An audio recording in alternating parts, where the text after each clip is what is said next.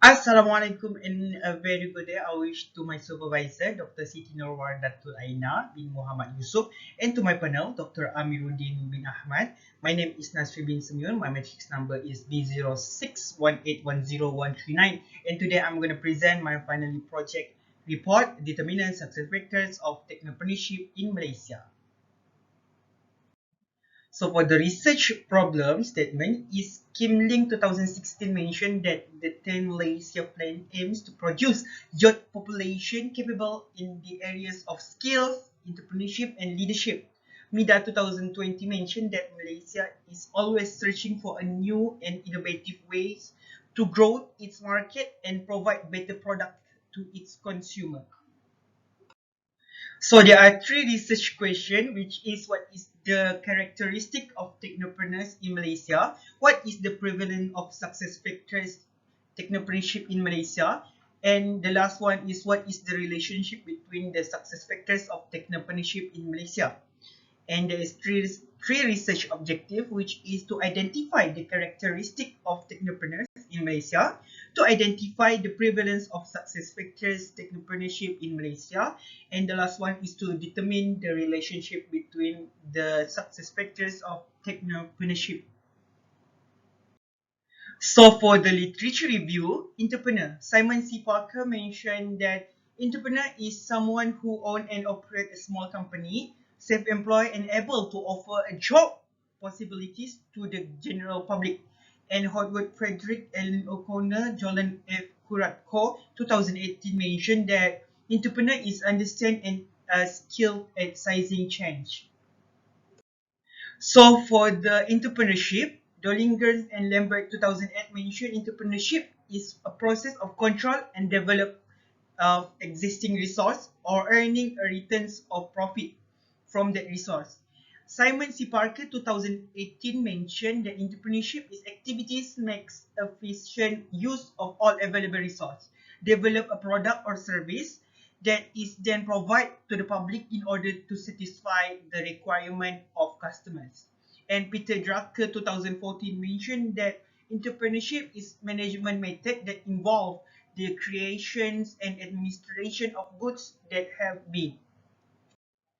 Technopreneurship 2015, Selvarani and Kanagaraj mentioned that technopreneurship is entrepreneurship that takes place in a technologically intensive environment. And then 2014, Okari and N. Kwajuai and Klik mentioned that technopreneurship is a societal development, thus establish the interrelationship between the scientists, engineers, and the business sectors. So for knowledge and experience, 2018, Kulkarni and Dahia mentioned that valuable resource that can be used by people and organizations to gain a variety of advantage, including better learning and decision-making capabilities. 2016, Cham mentioned that knowledge and experience is an inherently normative condition. The presence of fundamental knowledge is a major of source of this agreement. Shen 2000 mentioned that entrepreneurs' capability to recognize the value of technological innovations and capabilities on a market opportunity is depend on his prior job experience dealing with similar problems in the same industry. Skill 2010, Skrlavach mentioned that skill is the personal regarded to be an essential factors of the success innovations. Abu 2014 mentioned that skills is help to create more appealing entrepreneurial prospect. And education 2012, Trimi and Berbagel mentioned that education must learn design and improvement strategies, also development of innovative solution. 2015, Harlano and Nugroho mentioned that entrepreneurship, education profiles at vocational schools, and also developing technopreneurship education. Roles of technopreneurship. Joshua and Halim 2004 mentioned that disequilibrator or DQ, forcing the destruction of an equilibrium state with their innovations and novel combinations, where equilibrators EQ when they uncover a new niches that have yet to be developed. Intention towards technopreneurship. 2018 Abbas, superior technological development still need focus. Technopreneurs help a nation to flourish. And 2014 and QDY mentioned that turn young or entrepreneurs into future leaders who appreciate the need of technopreneurship. So for the research methodology, research design. So the descriptive assemble all the present existing relevant and different approach. Data collection method is quantitative method with survey and questionnaire. Type of data is primary data and secondary data. The research location is all region of Malaysia, Northern, Southern, Eastern, Western, also Borneo. And the research strategy is the strategy used in this research include the literature review and questioning. So for the research finding, 300 respondents already answered the survey question, and the survey questions start from 7th of November 2021 until 8th of December 2021 via a Google form. And from the reliability statistic, combat alpha for this research is 0.926, and combat alpha based on standard items is 0.926, and number of items for this questionnaire is 20 items, where 15 questions just for independence variable. So based on the table, this question were excellent and has high reliabilities. So for the hypothesis result, the all hypothesis has been accepted, where the first hypothesis is there is significant relationship between knowledge and experience and success factors of technopreneurship. The second hypothesis is there is a significant relationship between roles of technopreneurship in Malaysia and success factors of technopreneurship. Also, there is significant relationship between intention toward entrepreneurship and success factors of technopreneurship. So next is for the characteristic of technopreneurship in technopreneurs in Malaysia, where is for genders, 160 respondents are female with a percentage of 53.3%, and the rest is male with 140 respondents. For the age, there is a lot of respondents start with 20 until 29 years old with a percentage of 66%, and second is 30 until 39 years old with 15%, and the lowest one is the respondent with age of 60 above. The percentage is 0.33%. For the marital status, the majority of respondents are single with 93.3%, and married respondents are 97 respondents with 32.3%, and the rest is divorced and widow. For the academic qualifications, the majority respondents are in degree with 194 respondents, and the percentage 64.7%. The diploma, STPM, STAM, and Asasi with 27.7%, and others 6 respondents with 2%. So the number of respondents by region in Malaysia, and the Borneo is 16%, excuse me, 16%. The middle one is 24.3%, Eastern 15.7%, Southern is 29.7%, and the Northern is 14.3%. So let's continue with total of employees in your company. 84.7% of respondents have 1 until 4% as their employees. 8.3% respondents have 5 until 8% as their employees, and the rest of the respondents have more than 9 as their employees. For experience in entrepreneurship business, the majority of respondents have 1 until 5 years of experience in this business, and the percentage is 72.7% with 218 respondents. Only 21 only 21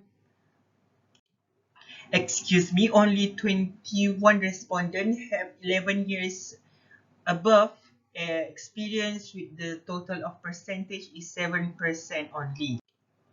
So for the monthly income, as you can see, that majority of respondents have income below of 5,000, with the percentage of 66.7% with 200 respondents. And the total of respondents that have income 501 ringgit until 10,000 ringgit is 90 respondents with percentage of 30%. Only 10 respondents have income 10,000 ringgit per month in total, with percentage of 1.3%. So for the cross tabulation, gender by age, we can see that majority of respondents in the range of age 20 to 29, where 74 respondents are are male, and 124 is female. And for the 30 to 39 years old, female are 17 and male are 28. So for gender by education, we can say that there's a lot of female respondents with degree, education, and STPM, STAM, SASI, and diploma. And SPM a little bit, with a female and 9 men. There are no respondents with PMR education level. For the income average and experience, there's a lot of respondents with income below 5k, with experience 1 until 5 years experience in this entrepreneurship business. We can see that